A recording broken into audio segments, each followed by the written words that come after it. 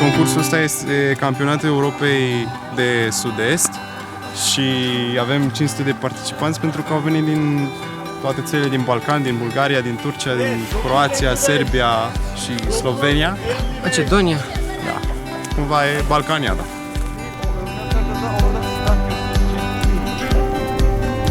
De acolo, la timpul lor de start pleacă, bagă stația de start, după care le începe traseul. Trebuie să fugi în pădure cu busolă și hartă. Cine termină traseul în cel mai scurt timp și cu toate posturile luate în ordine, câștigă.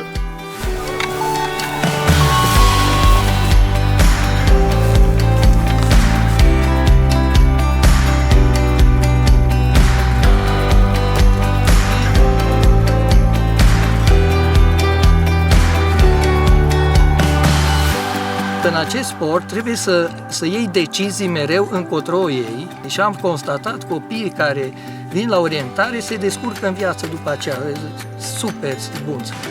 Și copilul meu s-a schimbat.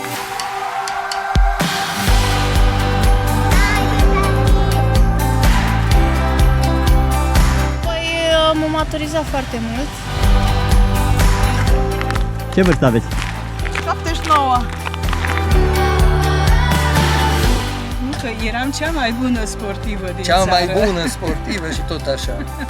Și după 2-3 ani am fost și eu. Și ea nu mai fost, fiindcă a făcut copii.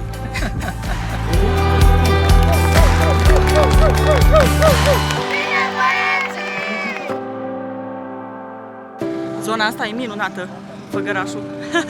Ară Făgărașului! Ară Făgărașului! Ară Făgărașului!